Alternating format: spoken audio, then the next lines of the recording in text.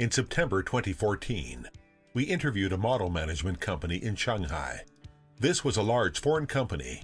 We asked a group of young people from all over the world what they thought about creativity, what creative meant in their eyes. Which do you think is the most creative place in the world? Well, I think one of the most creative places in the world is where I'm from, actually, the United States. I would say it's Germany. Israel. French. Paris. Italy. Japan also. Italy has so many nice movies, and for example, Malena, Monica Bellucci, and great brand like Prada. Because Germany is very famous for house music, and house music, for example, is developing very, very fast. And I would say the best artists, the best creative people are coming from Germany. From France, I can realize that the brand Louis Vuitton. Canon 对 Sony. A film, I would say, yeah, probably Lola Rent is. Because let's take an example of one of the cities. It's Tel Aviv. All of the city is built up in the Bauhaus style. Japanese comic and the movies and electric 小王子 海贼王 and Slam Dunk 怪手 There is actually a very simple standard for people to judge whether a country is creative or not. It might be a movie or a product. In the past, China has been known to the world for the Great Wall and pandas. In the future, if we want to be remembered by the young people, it might be because of one movie or one product.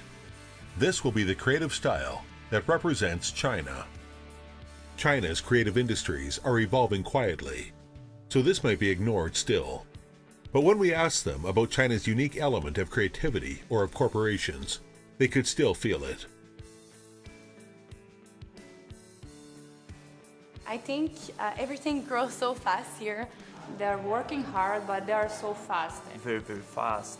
太快了都需要闲的感觉 Slow down a little bit. 慢一点 enjoy life more. Don't do this mass production, maybe a little bit less, but better quality.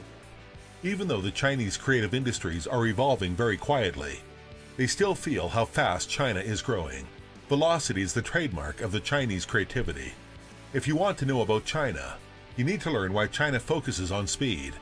But if you want to understand China fully, you have to know that it has much more than just speed.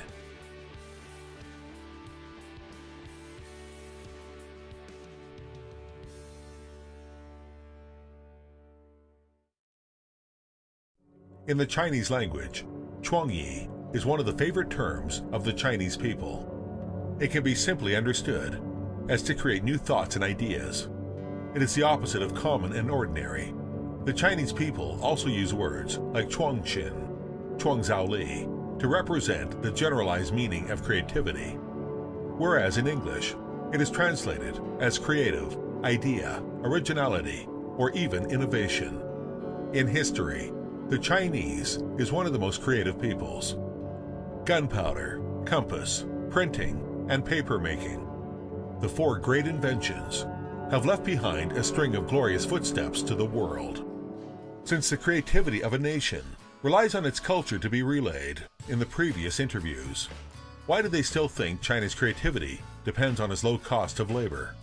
Why has it always been ignored? And why hasn't there been a worldwide accredited movie from China yet?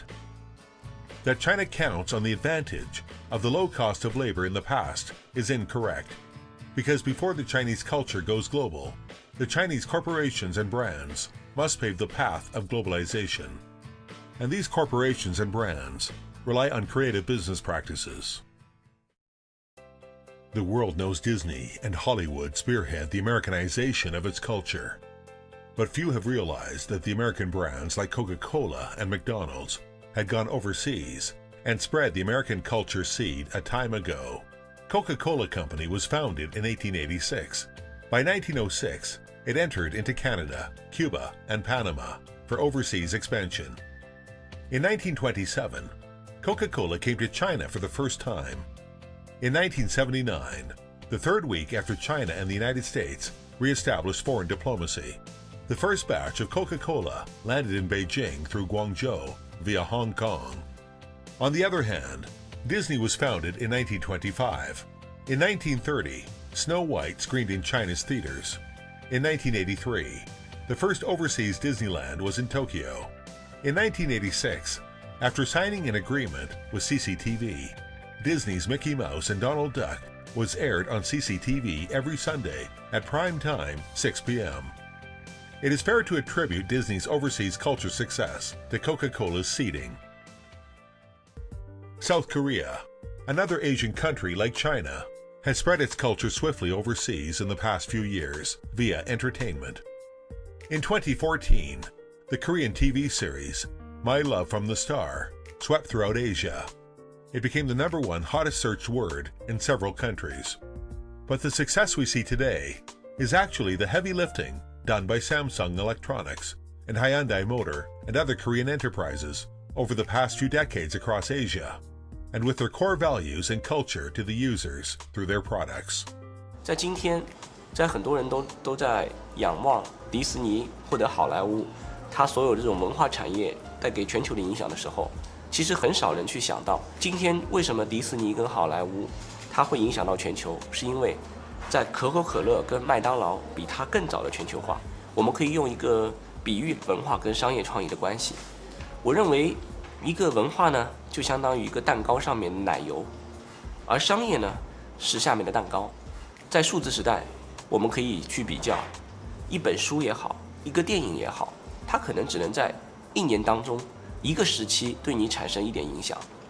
但是呢，如果我们想象一下，无论是你的产品、手机或者家电或者一台汽车进入你的市场，跟那些电影、电视相比较，这些产品是每天每一时刻都跟你在一起。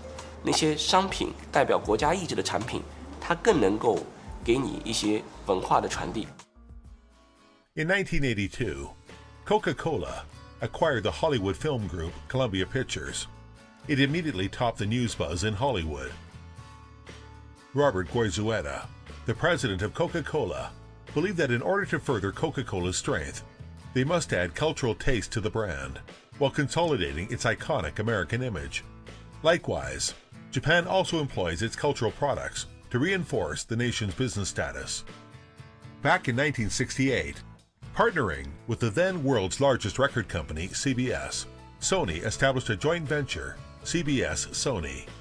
The revenue has risen from 700 million to 110 billion yen in a span of 20 years. In January 1988, at a staggering $2 billion, Sony bought off CBS's record business in over 40 countries and became one of the world's largest record groups. Music brought to life the Sony Walkman in the 1980s and had been worldwide for over 30 years. Whether it is movie or music or other cultural products, there is always a powerful company from behind lending its support and magnifying its products. It takes time for China's own outstanding companies and brands to go global. Although China currently has several companies listed in the Fortune 500, most of them are resource-based or trade monopoly enterprises. They get to expand to the current scale because of China's huge domestic market. However, their products are scarcely known to the foreign consumers. But things are changing in the next round of competition.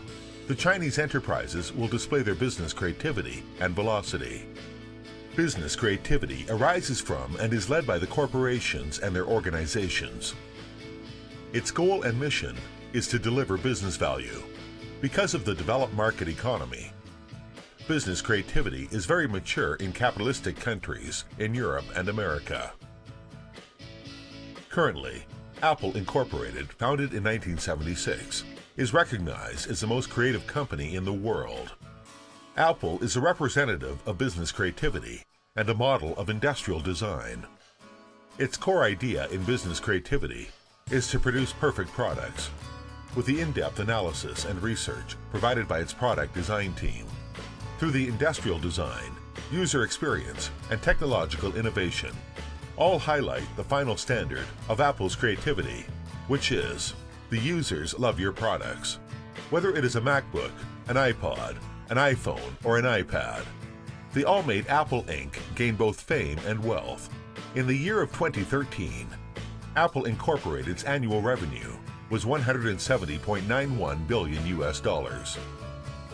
Over 150 million iPhones were sold that year, with a net profit of 37.037 billion US dollars.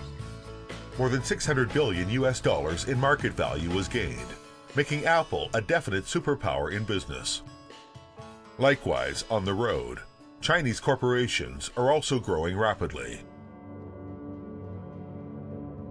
Lenovo, founded in 1984, was originally set up by 11 engineers with an initial capital of just 200,000 RMB that was invested by the computer department of Chinese Academy of Sciences. In 2013, Lenovo became the #1 seller of computers and the biggest PC manufacturer in the world.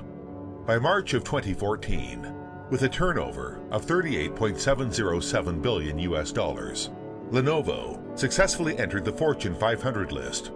62% of its income was from overseas, and it made third place in the PC market of the United States for the first time. The percentage of market share of Lenovo in the American PC market was up to 10.8%. In Brazil, it also made a new record of 15.1% of the Brazilian market share. Japan was the biggest buyer in Asia-Pacific market, with 25.8% of the market's leading position, while in Europe, Middle East, and Africa, it reached 14.8%.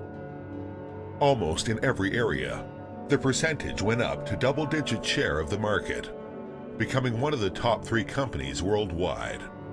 It also became the #1 seller in 12 major markets, such as Germany, East Europe, Russia, and the like. Back in 2004, when Lenovo acquired and merged with IBM PC, its turnover was only 22.55 billion Hong Kong dollars, only 1/9 of today's figure. Most of the media had a pessimistic view of this acquisition, believing that Lenovo was expanding at a speed that was too fast for it to cope with. However, today Lenovo has proven its success.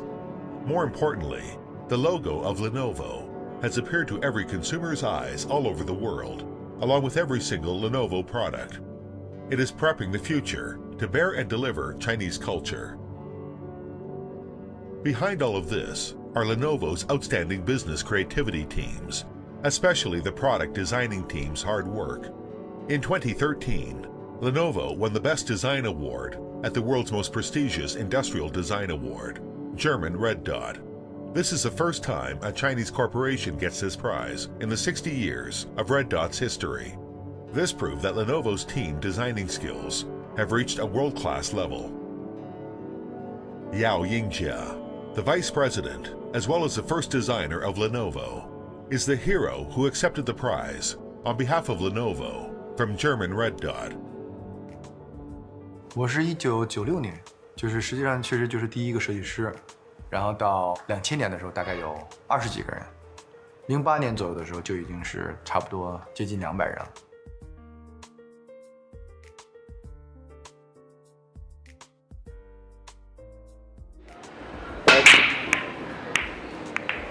那中国和其他国家的设计师最大的不同，我觉得还是他们对于生活方式的理解不同。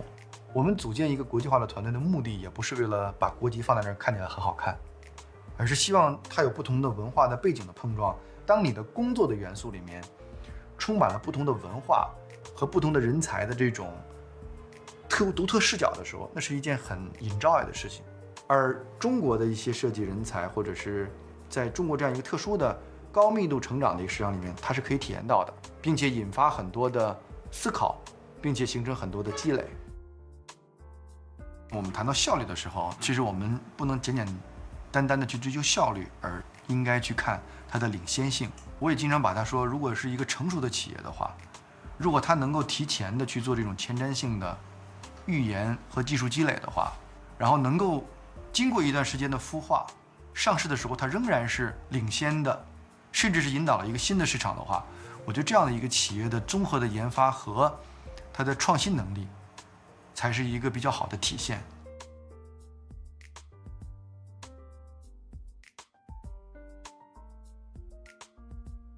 我觉得有一个可能在未来的5年可能会慢慢消失的一个词儿，就是我们所谓的我们是不是很国际化？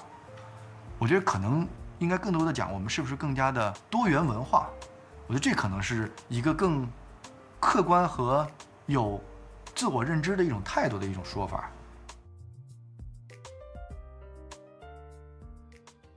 Design took off in China later than in many other countries. The Art Center College of Design in the United States, which is mostly famous for industrial design, such as transportation and automobile design, was set up in 1930. The history of the Rhode Island School of Design can be traced back to 1877.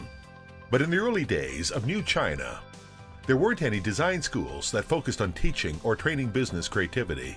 In 1960, the Chinese National Ministry of Light Industry set up the first industrial design major, the Light Industry and Daily Modeling Art Design degree, in Wuxi Institute of Light Industry. In 1995, modern-day China, it was expanded into the first design college, the Design College of Zhengnan University. Although China started late, after a few decades of growth, and the fact that Lenovo won the most influential industrial design award, has proven that Chinese product design has gradually appeared on the international stage.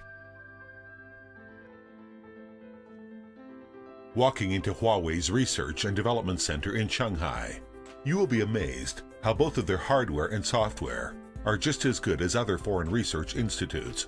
And this is only one of the 16 R&D centers Huawei has all over the world. Huawei has 26 years of history. It is a representative of one of the earliest state-owned enterprises that had been privatized. In 2013, Huawei's annual turnover was 239 billion RMB, roughly around 40 billion US dollars. 65% of it came from the overseas sales, including 35.4% from Europe, Middle East, and East Africa regions, where its basic network, professional service, and smartphone business are improving rapidly. 16.2% of it was from the new market in Asia Pacific, and 13.1% of it from Latin American countries in the American region, where the basic network business and the consumer business continues to grow strongly. Huawei's birth and growth is very different from other corporations. Bruce Lee is the vice president of Huawei, in charge of the most competitive product line, mobile phones, as well as the high-end series phones, product strategy, research, development, and integration. He joined Huawei as an engineer in 1998. Between 2009 to 2012, he released Ascend P1 and Ascend D1 to the global market and succeeded. His mission is to research and develop and design products that can succeed all over the world. 华为一直是一个在研发上非常舍得投入的公司，我们每年都把这个销售额的10%以上的这个用于研发的投入，可能会在这个非常时间长了以后，你才能获得它的收益。我们有去拓展更多的业务领域，包括什么互联网啊，甚至包括中国过去非常火的这个房地产啊什么这些。这些即使在这些行业投入产出非常高的时候，我们还是把这个所有的资金都投到了这个通信方面。虽然现在市面上已经可以买到这种非常好的、像性价比也很高的这样的芯片，但是我们还是坚持我们的海思，我们子公司在那个终端芯片上的那个高强度投入。虽然知道就是说在这个过去的几年我们这个投入产出可能是负的，但是我们还是要坚持去投，要屡败屡战，然后最终达到成功。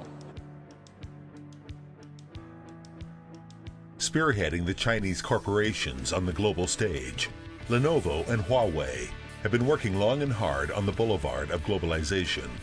To the world, it took them a short time to achieve what Europe and America had done in decades. But in truth, it is because of China's huge bonus in population and digital revolution, and it's just the beginning. Other aspiring enterprises and corporations are expanding at an even more ferocious speed in their globalization.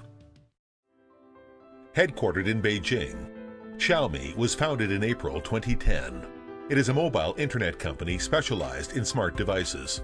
Born for you, burn for me is Xiaomi's product concept. Xiaomi is the first company that started to use the internet for developing mobile phones' operating system, and fans getting involved in development and improvement. Set up by 14 people initially, it grew to 6,000 employees in 4 years. Turnover exceeds billions of US dollars. Their star product is their MI smartphone, priced at less than 2,000 RMB. We can look at the following figures to get the idea of Xiaomi's speed. Established in April 2010 with 14 founding partners, and by August the same year, MIUI was launched. The company value was $1 billion US dollars. Within a year, the employees expanded to 300 people. August 16, 2011, Xiaomi Mi 1 phone was launched, and 300,000 headsets were pre-sold within 34 hours. On August 16, 2012, Xiaomi Mi 2 was launched. By the end of 2012, 12.65 billion RMB in sales were made, selling a total of 7.19 million Mi 2. The company value was over $4 billion US dollars. Employees exploded from 300 to 2,000. In September 2013, Xiaomi Mi 3 phone was launched. The company value reached $10 billion US dollars. It became the fourth biggest internet company in China and the fastest growing firm. 18.7 million Xiaomi mobile phones were sold. Xiaomi TV Box became popular online with an annual sales revenue of 31.6 billion RMB. The employee number topped 4,000. By July 2014, in the first half year alone, the sales number was 26.11 million sets and 33 billion RMB. The annual sales of the Xiaomi phones are expected to hit 60 million sets, with over $10 billion US dollars in sales. The team now has over 6,000 employees. Xiaomi is also trying to actively step outside of China. In the middle of June 2014, Hongmi Note, also Xiaomi's brand, launched in Taiwan's online retailer PC Home with the price of 4,999 Taiwan dollars, which is 1,035 RMB. 10,000 phones were sold in just 1 second, according to the local news VR Zone's report. July 2014, Xiaomi launched Hongmi phones for 128 US dollars in Indonesia. This created a purchasing rush at the time. Xiaomi repeatedly succeeded in other emerging markets through the same way. Hugo Berra, the vice president of Xiaomi International, wrote on his Twitter account, "The first time our company had flash sale in India, 40,000 Hongmi 1S phones was sold in over 4.2 seconds. The Indian market is just a beginning. Xiaomi will continue to expand in Southeast Asia, South Africa, and Europe." Hugo Berra, who came from Google, will be responsible for promoting the new products to the world. As a representative of the Chinese smartphone army, Xiaomi is speeding up to expand in international markets and challenge Samsung and Apple. Liu De, one of the 6 co-founders of Xiaomi, is the vice president of industrial design and supply chains. Graduated with a master's degree in industrial design from Art Center College of Design in the United States. Between 2001 and 2003, he served as the director of Industrial Design Department in Beijing Science and Technology University. In 2010, Liu De and the other 5 co-founders established Xiaomi Company together. 移动互联网时代是又一次享受人口红利的领域。你会看到，在未来的中国也好，印度也好，南美也好，就是这些人口大国，它会更容易的取得在互联网领域的爆炸性的发展。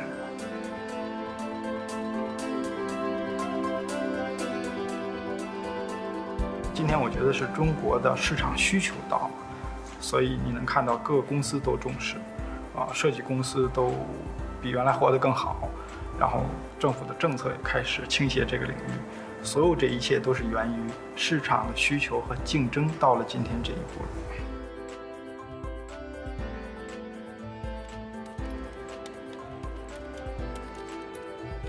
中国早期呢，主要是制造业先行的嘛，所有的设计都是从西方来，中国主要负责制造，所以制造业追赶得非常快。那现在慢慢的从中国制造向中国创造转型，所以再下一步可能我们往上追的是中国的企业的创造力和设计能力。我觉得这是很正常的，这是一步一步，你总是要先做出产品来，先活下来，壮大起来，然后再慢慢的做精品，慢慢做有自己风格的、有自己设计的、有自己特点的产品。第一个就是我们有通过互联网渠道能够真切地了解到第一线的用户他的需求。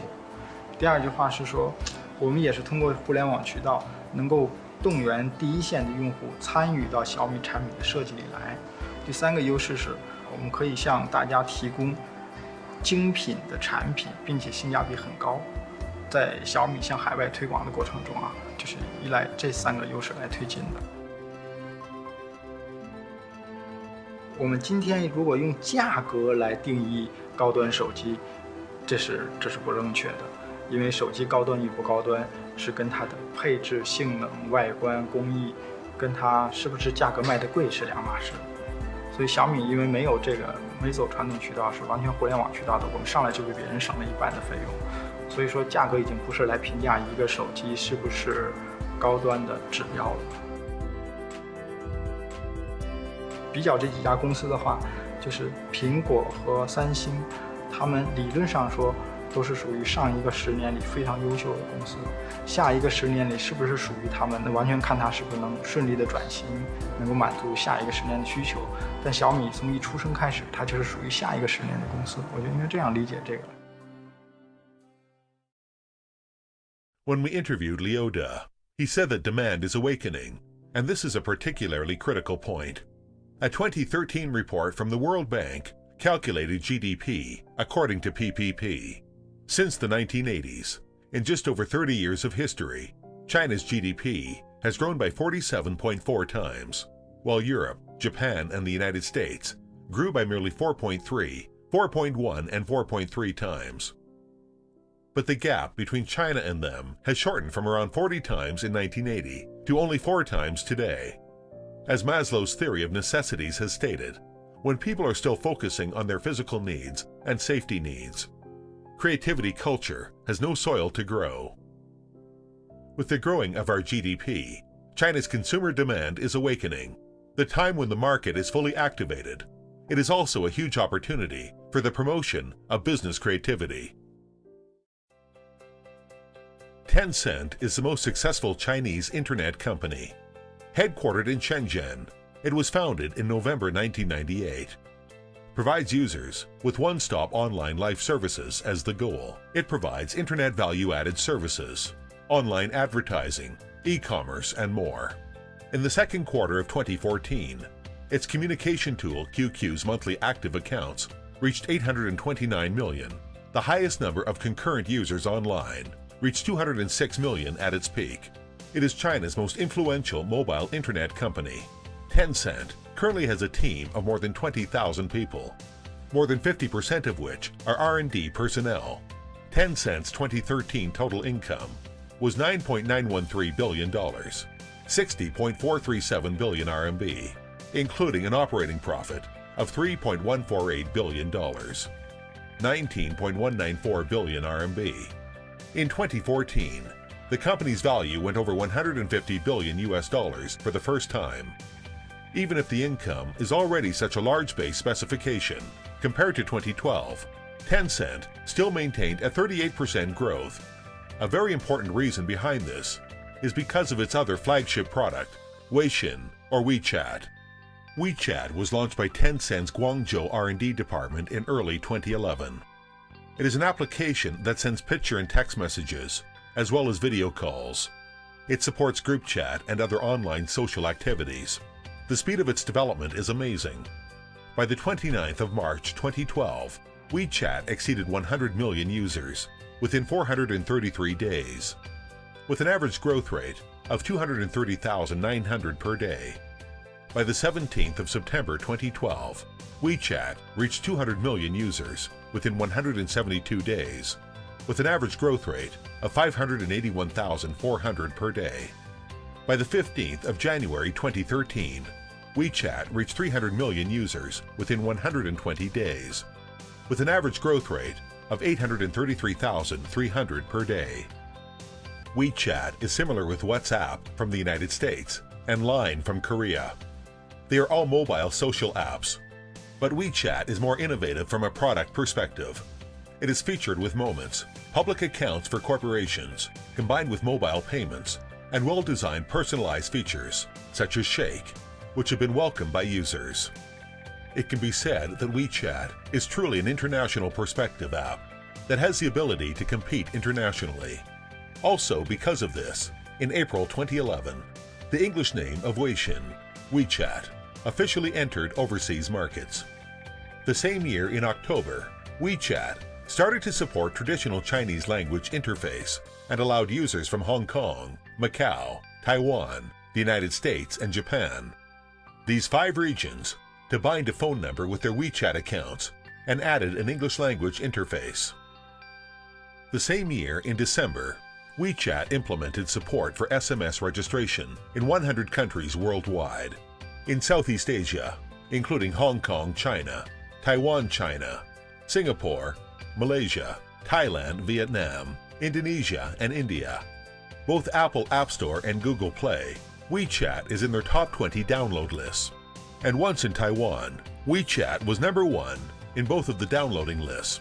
WeChat's international team is a team with only a few dozen employees, but relying on the technological innovation advantage of their products, as well as a determination of globalization of Tencent, WeChat launched a rapid globalization offensive. Before entering every country, WeChat makes improved products for the local markets very quickly, combines them with their local culture, and makes suitable advertising plans for the local markets.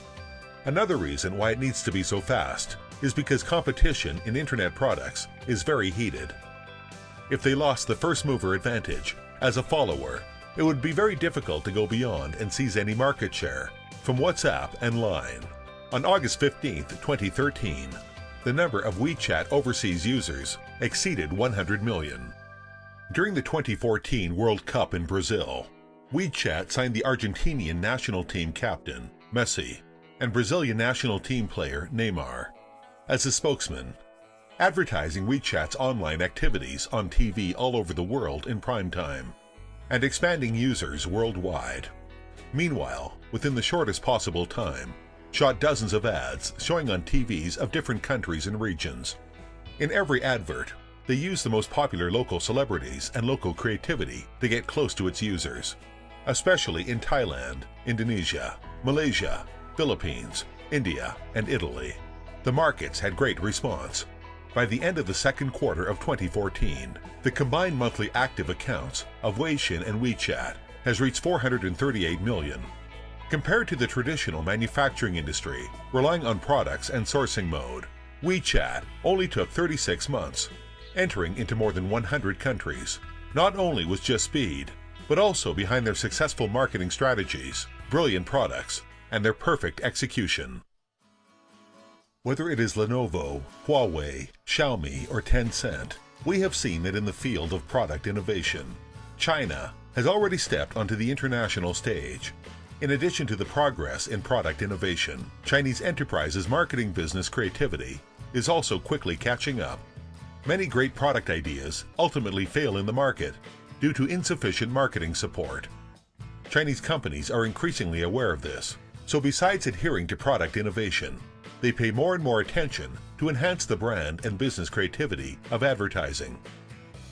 The advertising industry in the early stages of socialism, after the founding of New China, was not open. China's first commercial appeared in 1979, after the economic reform and opening up began. On January 4th, Tianjin Daily published China's first newspaper ad. On January 28th, Shanghai TV showed the first national television commercials. In March and June, CCTV and People's Daily followed by running commercials. Therefore, the modern advertising and branding theory and systems in China both came from Europe and America. At that time, commercials and business ads were newborn, and there was no professional basis or talent. In 1983, Xiamen University opened China's first advertising department. In the same year, Zhongshan University became the first school in China to recruit students in marketing and sales. The world's top-ranked marketing department at Northwestern University in the United States has its history tracing back to 1903. Thus, in nurturing talents, China started 80 years later. Meanwhile, the U.S. modern advertising industry has developed more than 100 years. From the U.S. drama Mad Men, we can see that the advertising industry in the 1960s in New York was already booming. And nearly 20 years after that, China is just starting from scratch. There are 3 international foray advertising firms that have a very strong influence on China. One of the 3 companies is Ogilvy & Mather. Ogilvy & Mather was not the first advertising company that entered China, and it is not the world's largest either, but 2 books have made Ogilvy & Mather one of the most powerful foray companies all over China. One book was written by David Ogilvy, named Confessions of an Advertising Man. This book has had 7 editions printed in China, with cumulative sales of over 1 million copies. Ogilvy successfully established themselves as a leading position in branding. The other book is Ogilvy & Mather's Point of View. It originally was a collection of their staff's experiences at the company. Up till now, since 2001, it has printed 7 editions in mainland China. Most professional advertising people in China know about international foray companies and their advanced profession through Ogilvy & Mather.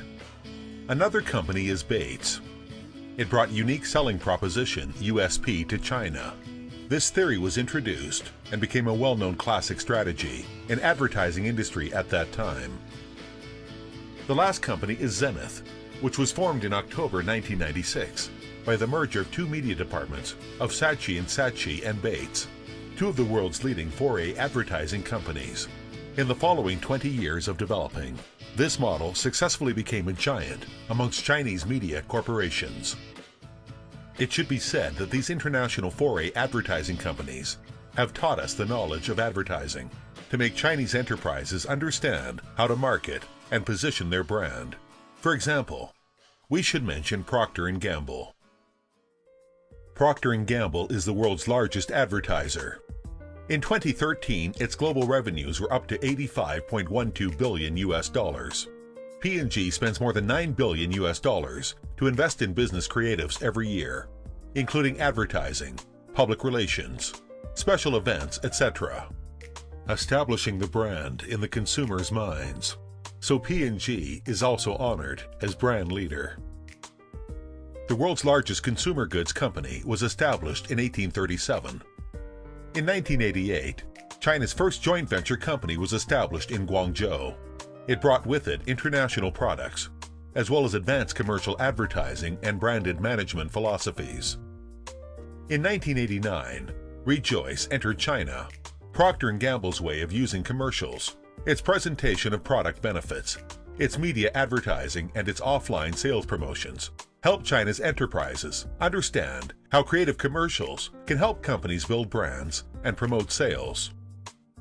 Before this, Chinese enterprises did not have any particular system. Procter & Gamble today is China's largest consumer goods company.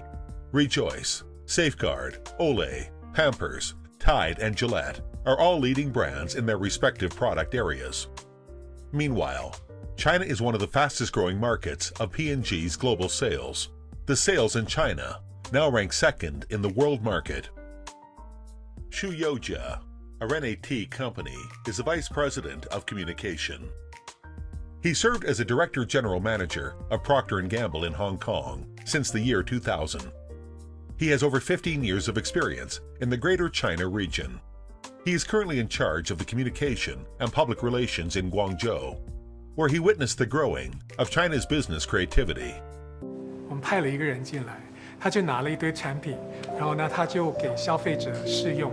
当初我们给他试用了那个洗衣粉，也当初给他们试用了一个洗发水。他在那个过程当中，他有一个洞察：为什么消费者用我们的洗衣粉呢？用完呢，在聊的时候没有什么很兴奋啊，但是跟他们谈到那个他们刚刚用的那个洗发水，他们就非常兴奋，从来没有那么柔顺过的头发。他回来就跟公司讲。 我们要进入中国，必须跟我们进入别的国家的一个策略不一样。这种 agility 啊，敏捷度，这种 flexibility， 其实是我是觉得这是我们的一个强项。因为很多像我们有一些同事啊，可能在国外啊，在总部工作啊，或者是觉得说我们这里1个礼拜可以完成的东西，可能别的国家可能要1个月、2个月都还没有完成。 像我们在这样子的一个快销行业，我们的行业是快销嘛，所以速度是很重要的。你如果比别人慢半拍，你可能就已经输掉了。所以这个是我觉得，们要保留的，保持这个速度的同时，也提高那个质量，那个永远是有空间的。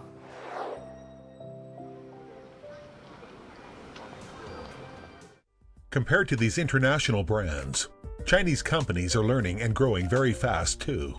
So far, among many excellent companies in China, a lot of their marketing and business creativity decision makers, CMOs or VPs, came from some international companies' background. They have rich international corporate brand management and marketing experience. But what they pursue is not only requiring these business advertising creativity to help brand building in the long term, but also to help the sales in the short term as well. This is because of the fierce competition in the Chinese market. The rise of Chinese digital media gives Chinese companies the second opportunity to catch up with others. China is the world's second largest market for internet companies, after the United States. Every successful American internet model can be found in China. Plus, China has become the world's largest smartphone market, which has become the world's internet advertising and marketing's experimental field. No matter in search, video sites, social platforms, games, or mobile, many of China's cases are very creative and advanced in the world. In 2012, Hollywood famous director Michael Bay's movie, Transformers: Dark of the Moon. You may notice there is a Chinese milk brand that is clearly placed. This so-called Shuhua Milk Corporation, Yili, is China's largest dairy group. It is also one of the world's top 10 dairy corporations in Asia. It was originally just a local Chinese co-op farm in Hohhot, but it developed very fast ever since. Since 1993, Yili focused on brand building and marketing, resulting in the first half of 2014 with about $4.5 billion in revenue, 27.471 billion RMB. Meanwhile, Yili Overseas Business Development is also quickly expanding, setting up as a top-quality milk provider all over the world. Yili took the opportunity of the Transformers China release through product placement and content marketing, making a very successful marketing plan and receiving a great return. Finally, from another perspective, through collaboration with a worldwide influential movie, it started a marketing and brand-building campaign on the world stage, reflecting the confidence of the Chinese brand. While these branding corporations are fighting in the front, behind them, advertising, media, design or manufacturing companies are all in close collaboration. They are also the most important force in business creativity service. The world's largest communications group, WPP, was established in 1986. Under its name there is Ogilvy and Mather, JWT, Y&R, Group M, Waves, and many other professional services companies. With more than 100,000 employees worldwide, in 2013, global cumulative revenues were more than $16 billion. Media contract amounted to over $70 billion. It is a veritable giant. WPP in China has more than 10,000 employees and a lot of offices in many cities. 2013 WPP, China's turnover, more than 30 billion RMB. In the past 20 years, the business creativity talents who came here or trained here were growing quickly. In customer acquisition, strategy, media, and creativity, they all have been growing as well. In the early years, a lot of professional services needed experienced experts from overseas to complete. But now most of the work can certainly be done by the local talents in China. TB Song entered the advertising industry in 1974 in Taiwan. In 1985, Taiwan Ogilvy and Mather was founded. Under his efforts and promoting the United States, Ogilvy and Mather formally entered mainland China in 1991. Ogilvy and Mather is one of the first groups of international foray companies that entered mainland China. Through Ogilvy and Mather, Chinese corporations understood the concept of brand management and how to use modern scientific methods to advertise and spread brands. TB Song is known as the godfather of Chinese modern advertising industry, promoting Chinese business creativities. He has made a great contribution, and he currently serves as the chairman of WPP in Greater China region. 对中国的企业，他在建立品牌的时候，一直有一个迷思啊，在过往觉得品牌可能就是一个知名度，你如何把知名度打响？那慢慢的，大家也开始体认到，比如品牌是一个跟消费者的关系，而且是一个情感性的关系。那如何走进情感性的关系，实际上是对中国企业是有难度的，有难度。事实上，中国的产品的形象在最近几年已经逐渐在改变之中了。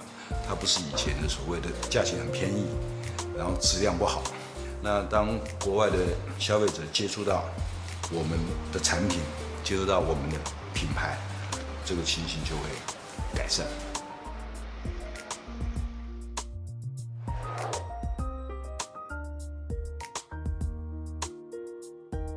我觉得最大的特点应该就是创业家的精神，这是在中国在过去20年来，实际上我们看很多企业都是在几年之中都成功。事实上，那个最主要就是说，中国这个市场快速的成长的过程有很多机会，所以中国人呢有一群那种创业家，想要成事的创业家就是敢冲，然后抓住机会，然后把事情做成。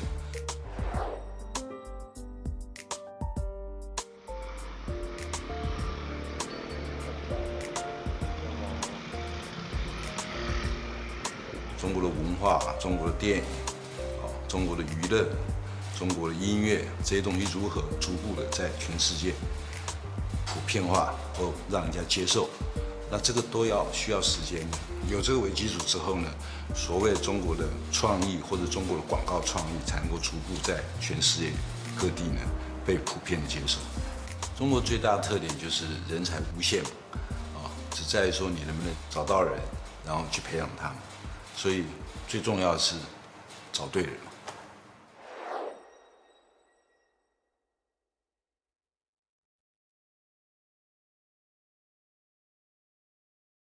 就10年在中国就有很多新的东西出来。Through foreign advertising companies, especially those 4A companies, are the pioneers of China's advertising industry. Local companies grow more rapidly. Along with China's capital market becoming active, we have many listed companies focusing on communication, including Blue Focus. Originally started as a PR company, founded in 1996 and headquartered in Beijing, it has now 23 offices nationwide and nearly 5,000 employees.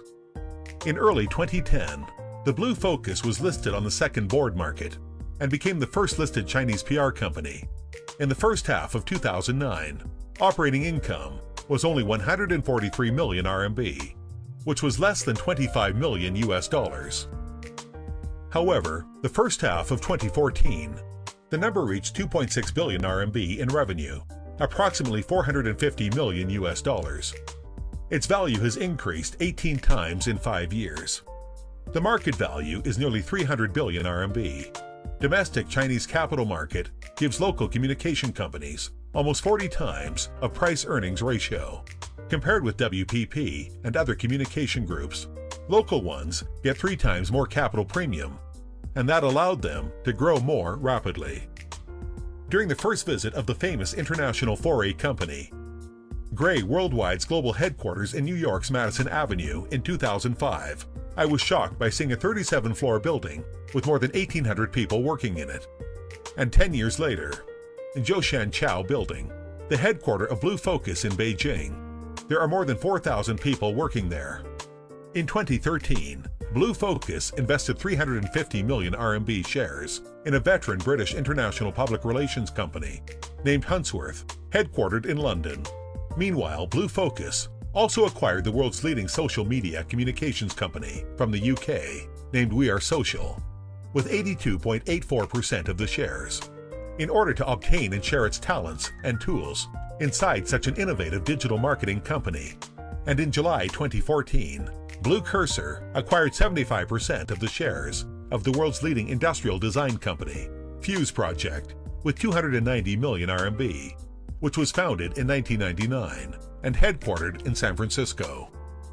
Holly Chung, living in San Francisco, is the president of the Blue Focus, responsible for overseas business, and is a pioneer in the development of the Blue Focus overseas. 蓝标成立于96年，所以发展到今天十几年路程呢，对我们来讲感觉也像弹指一挥间。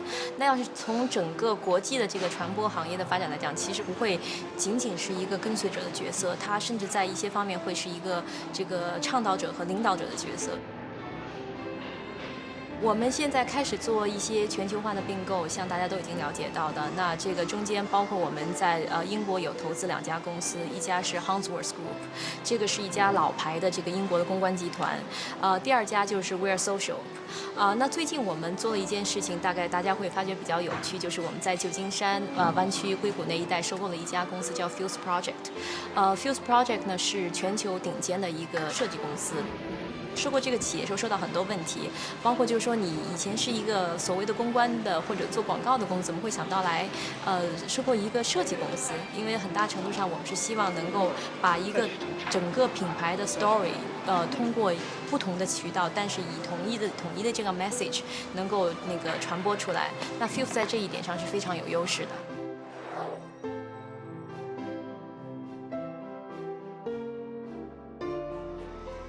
For everything happening in the Chinese business creativity area, Ms. Normandy Madden has the most right to speak. Normandy is an expert in studying and researching the challenges and opportunities faced by the emerging markets in Asia and Europe, especially in China. Not only does she regularly publish the latest Chinese marketing research article and books, but also she is the executive producer of Thoughtful China. Thoughtful China is a network talk show mainly about Chinese advertising creativity. Before joining Thoughtful Media Group in February 2011, Normandy worked in Advertising Age as the Asia region editor for 13 years. From 2005 to 2010, she served the China region as managing director and editor in Advertising Age. Normandy has a profound insight into Asian consumers. She has interviewed numerous executives from creative and media companies worldwide. The state-run companies haven't traditionally understood branding and marketing in the same way as Western companies. A brand is something that a customer wants to buy. They go into a store and they have a good feeling about the brand, they want to buy it, and they're choosing it. And a name is not the same thing. So I don't think that some of these state companies really understand that. Some of the private companies, I think, are moving further ahead, like Li-Ning and Anta in sportswear would be 2 examples of companies which have done relatively well in terms of creating a brand. They haven't succeeded overseas as much as they might have, but it's still early days yet, I think, for these companies. A case like Lenovo is a little bit different because they expanded rapidly overseas, mostly through acquisition. So I think that's a little bit of a special case, but they've also done quite well. One of the things that really characterizes the Chinese market is the speed. This market moves very, very quickly, and one example is a brand like WeChat, which has only been around for a couple of years and already has a global presence and has done extremely well overseas. Some people, the agencies like to blame the client and say that they're not ready to take risks, or that that they don't think that consumers are ready, for something that's too creative or too, too daring. And I think it's also a matter of the size of China, because it's such a large market. So, you've got a lot of different sort of cultures within the Chinese market. China's not one country, it's 30 countries. So if you're trying to create an ad or a campaign that will work, nationally, that's a really big challenge. Chinese branding is growing rapidly, especially the private enterprise. They are ahead of the state-owned enterprises. Success of WeChat is seen as part of their own terms. Of course, the biggest problem of Chinese branding currently is talents. For business creativity in China, due to its special market and culture, companies must learn to be empathetic and patient. BBDO is one of the world's renowned advertising creative companies, established in the United States in 1891. It currently has 15,000 professionals, working in 81 countries and 289 offices worldwide. Its China branch has acquired numerous awards. At the ROI Festival, Andrew Robertson, BBDO's global CEO, shares his love for China. China is a remarkable country. In the advertising business, it's a relatively new country. The advertising business is in the context of 5,000 years. And then the speed, sheer speed with which they apply all of that learning to whatever it is that they're working on. And their energy and speed is something that I find it really invigorating. Another important reason behind the rapid development of Chinese business creativity is the unanimous support and action in this whole country, from top to bottom. Besides having a population of 1.3 billion people, China also has 23 provinces, 5 autonomous regions, 4 municipalities, and 2 special administrative regions. It is a unified multi-ethnic country with 56 nationalities. Its management complexity is no less than the whole of Europe. Every local people's government is the executive organ of the local people's Congress, set up to regulate, lead, supervise, and manage the administrative organs. But the local government of China is different from the federated state government of the United States, which has relative independence, autonomy, legislation, and free formulation of industrial policy. Whereas the Chinese central government has the absolute leadership of local governments, every major national strategy or policy decision is from the highest levels of CPC Central Committee, General Secretary, and the Premier's instructions, and then it is implemented and carried out from top to bottom, level by level. On November 8, 2012, the 18th National Congress of the Communist Party of China was held in Beijing. When he was the CPC Central Committee General Secretary, Hu Jintao made a report to the Congress. In it, he called for promoting the rapid development of cultural industries as soon as possible, as an important part of the report. In December 2013, Xi Jinping, the General Secretary, made it clear during the collective learning in the Politburo, enhancing national cultural soft power relates to our country's positioning in the pattern of world culture, to our country's international position and international influence. In January 22, 2014, at a State Council executive meeting, Premier Li Keqiang clearly deployed to promote cultural creativity and design services, and the related integration and development of industries, and determined 5 measures, every one of China's General Secretary and Premier's attention to cultural industrial creativity pushes every ministry and organ to make a series of guidelines and policies to stimulate the development of this industry. Among these policies, what caught the most attention to the world is China's protection of the intellectual property right. After joining the WTO, China has been criticized by some countries who believe that China's IPR protection is not strong enough. There is no safeguard of the interests of creators, and therefore, it is not good for cultivating the soil of growing creativity. China Advertising Association, founded in 1983, is an institution directly under the State Administration for Industry and Commerce. Chinese commercials are in charge by the State Administration for Industry and Commerce's Advertising Department. It is the most influential advertising organization in China. In many provinces, autonomous regions, and municipalities, there are 51 Advertising Association members, more than 600 organization members, more than 400 individual members, and 15 professional associated organizations. Regarding the speed of China, the president of the China Advertising Association, Li Dongsheng, thinks the following. 其实中国的快，你要仔细的要研究一下为什么快。实际上，我们也是吸收了全世界的经验，也包括知识产权也是。我所知道的是，因为知识产权它主要保护利嘛，保护利和名嘛。而中国的传统文化当中，文人是耻于谈利，但是对名还是很重视的。比方说，我们想起这个在晋朝吧，离现在有1700年了。当时有个作家姓左的老先生写了一个《三都赋》，非常有名。后来就引起了我们现在一个成语叫洛阳纸贵，因为他这《三都赋》写得太好了，人人都抄，在洛阳嘛，所以纸都卖得贵了，洛阳纸贵就从那儿来了。其实大家都在那儿抄，你说当时这个左老先生跟他说了我的版权，你们都给我交钱吗？没有，不仅没有，我的设想啊，我的推理，他还很高兴，帮我扬名了，是不是？我们的知识产权的发展起点保护，也就是30多年的历史，改革开放以来。所以这30多年，我们能够有立法，而且我想这个很多的国内的、国外的知识产权界的人士都看到，应该说发展的是相当快，但是不否认现在有很多的问题，所以在这个时候我们一定会去加大知识产权保护的力度。China State Council approved the establishment of the Chinese Patent Office in 1980.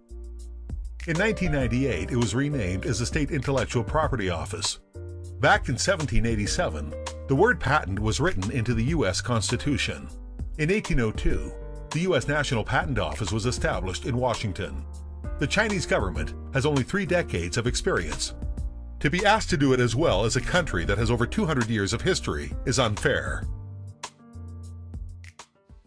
The success of business creativity is significant for the promotion of Chinese culture. Bona Film Group, founded in 2003, is the first entertainment group from mainland China listed on NASDAQ, listing code BONA. In the United States, it is China's only one video content production company that has a whole industry chain layout and has strong distribution capabilities.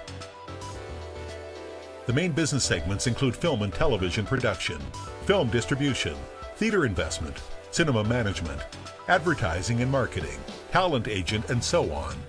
As the company's founder and entrepreneur, Yu Dong sees the issue of globalization more clearly. And on a larger scale, the founder and chairman of Bona, Yu Dong's dream is that one day China's films will go global. 为什么中国电影可以成为世界上有影响力的电影？是因为我们有庞大的13亿人口。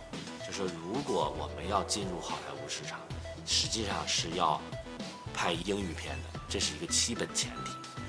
那么英语片呢，这里面又要有中国的故事、中国的人物，因为中国随着改革开放这30年，越来越多的中国人的情感的故事跟在海外发生，我觉得这些呢都是观众要看的，所以就是要投资制作用英语拍摄的这样的题材。换句话说，就是我们找美国导演，要美国写编剧拍中国人的故事，是不是全球化？别着急。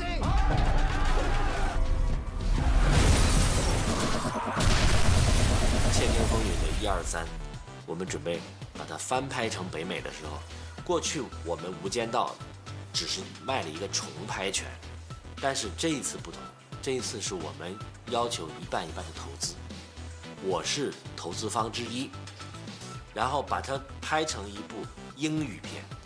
那么故事核是什么呢？是把它的监听、操纵股市、幕后交易，把它变成华尔街的故事。所以这样的一种英语电影，直接进入英语片发行，同时可以作为引进片或者是合拍片，在中国可以发行。电影是融入价值观的产品，你带入你的文化的输出和文化的影响力，在全世界英语片的市场里面放映。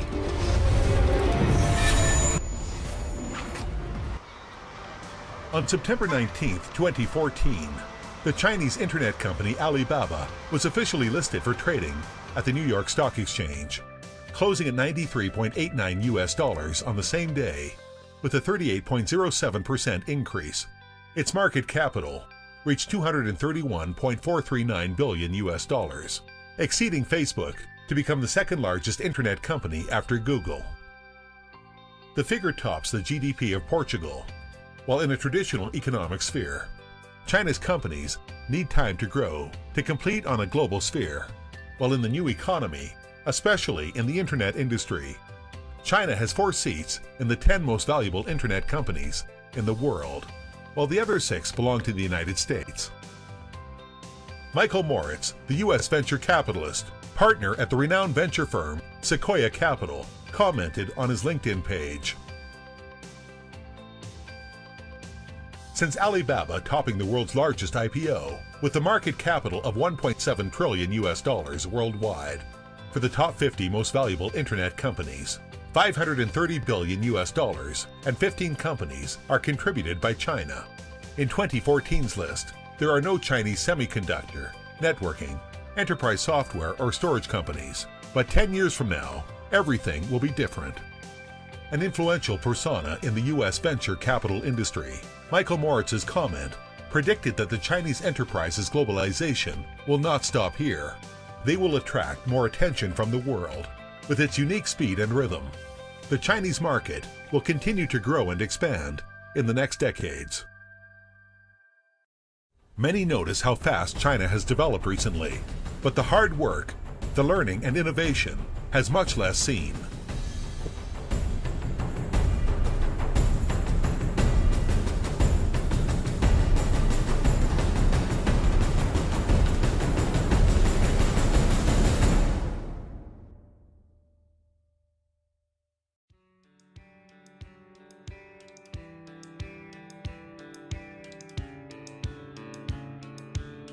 哎呀，这个问题，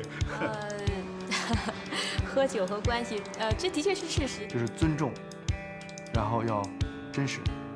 即使是喝酒，可能也是这个半杯一杯，这个浅尝辄止，这个非常优雅文雅的这样喝酒。我觉得到了中国，慢慢的这些外国的朋友还是可以适应的。我们公司就很清楚，我们送礼的还是靠你们工作的一些成绩来评估。我们现在其实有很多地方，他们其实是非常尊重那些国际合作伙伴的习惯，他基本上不需要跟客户去喝酒，只要把专业谈好就可以了。这是一个误会嘛，这是一个误会嘛。那中国的社会本来就是要有关系。你说，比如说奥美在美国做广告，他不需要有关系吗？他还是要关系嘛，只是大家建立关系的方式不同。中国人是好客的，所以都想把自己最好的东西给别人，而恰恰呢，我们很多的外国朋友呢，他不是从这种文化里出来的。A lot of the Chinese, I think, are not even necessarily in favor of, the heavy alcohol consumption that has been characterized in the Chinese market. But in terms of doing business, it does help to really have a social strategy. There is a lot of karaoke and a lot of, drinking and dining, and a certain amount of that really has to be done for a foreigner to succeed here. 我们去欣赏和包容差异性，也许是一件非常有乐趣的事情，而不是一件痛苦的事情。